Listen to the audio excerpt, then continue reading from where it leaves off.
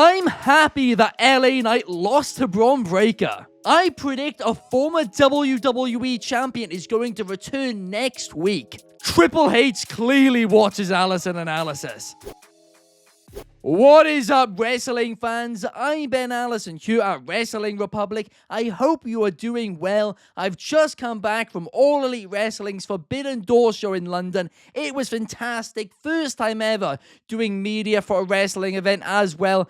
Absolutely enjoyable experience. Hopefully, I'll get to do it again. But today, it's not about All Elite Wrestling. It's about the WWE because Raw is back. And it was in Birmingham, UK, not too far from where I was born, actually, in Worcester. But without further ado, let's get into my 5 key findings from, well, tonight's episode of Monday Night Raw. Every time they do shows in the UK, I go to say last night's Raw because I think I'm recording it the day after, but I'm actually recording it on the night. It's all just confusing. In at number 5, Triple H clearly watches Allison Analysis as he listened to me and booked JD McDonough versus Dragon Lee. I called for it last week. I said they'd cook up a masterpiece.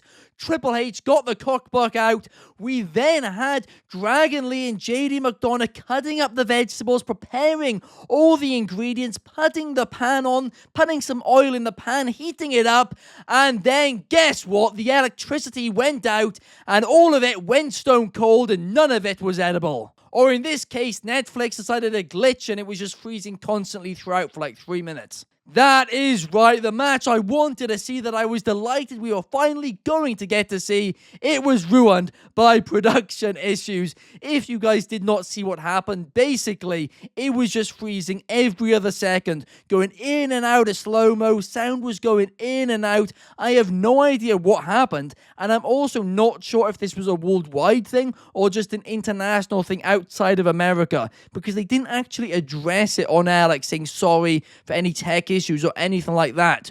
Hopefully this is something which they can fix in post, so like tomorrow on Netflix, if you check it out, you can watch the entire thing. But I was gutted because from what I did see, they put on a masterpiece like I said they would. Dragon Lee, JD McDonough, they have the chemistry. They are two of WWE's most underrated stars, and I cannot overstate that. In at number 4, seeing AJ Styles versus Finn Balor on a random Raw shows how spoiled we are in 2025. Imagine telling somebody in 2016 that in 2025 on a random Raw in the middle of the card, you would get an impromptu match between AJ Styles and Finn Balor. They simply wouldn't believe you. Now, yes, part of that is probably because both men's stock have gone down since then, just in terms of kayfabe and their booking. No fault of their own.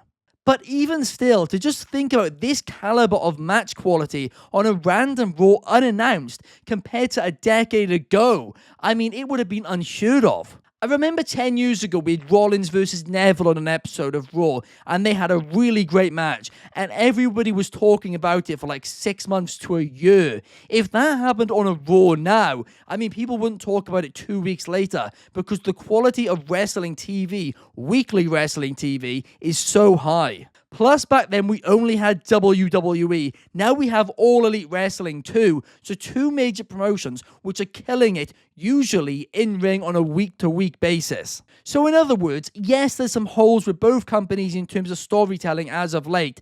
But let's not forget how privileged, how lucky we are to have this quality of wrestling on a weekly basis now. It is incredible. In at number 3, Becky Lynch versus Nikki Bella feels like a huge deal. Once again, their promo battle was a home run last night, and this to me, it just feels like a WrestleMania caliber match. Do I think it's going to be that good in ring?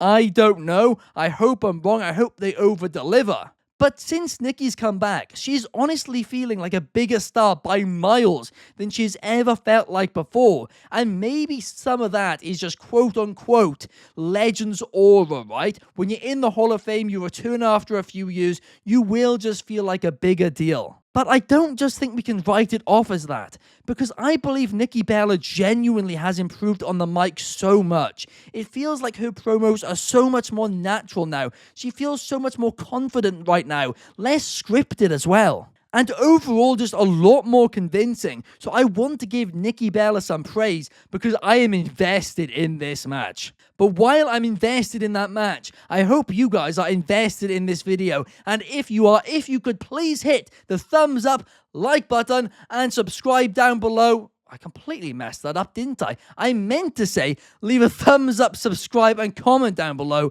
That is the one, your thoughts on the show. It really does help me out. And also, I just love reading your thoughts. In at number 2, Bianca Belair will return to Raw next week and win the Women's World Championship at WrestlePalooza.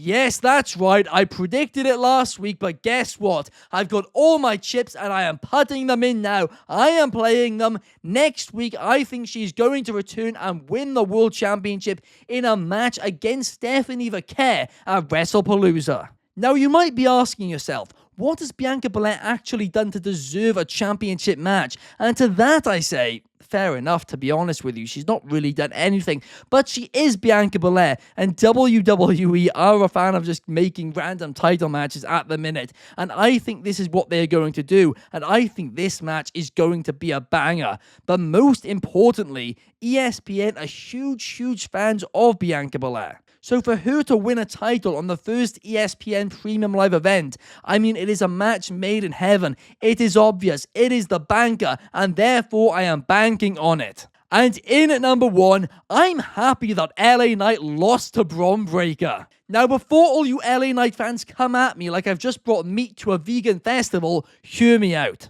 This achieved 3 things.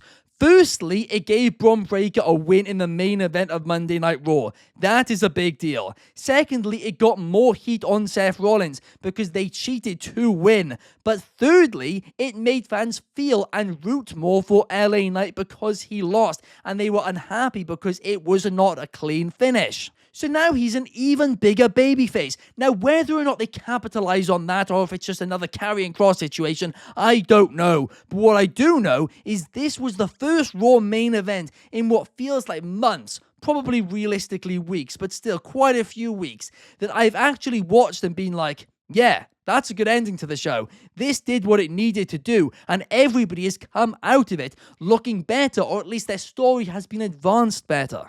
So you know what? It gets a subtle round of applause off me. That's a throwback to the OG Allison Analysis days, but that does bring us to the end of today's video, guys. Thank you so much for watching. Again, no fans' thoughts today to read out because, of course, Raw just happened. It's in the UK, so I can record it immediately after it airing compared to doing it the next morning. But I do appreciate you guys watching, and please let me know your thoughts in the comments down below because, like I said earlier, I genuinely love to read them. Thank you guys so much. Have a great one.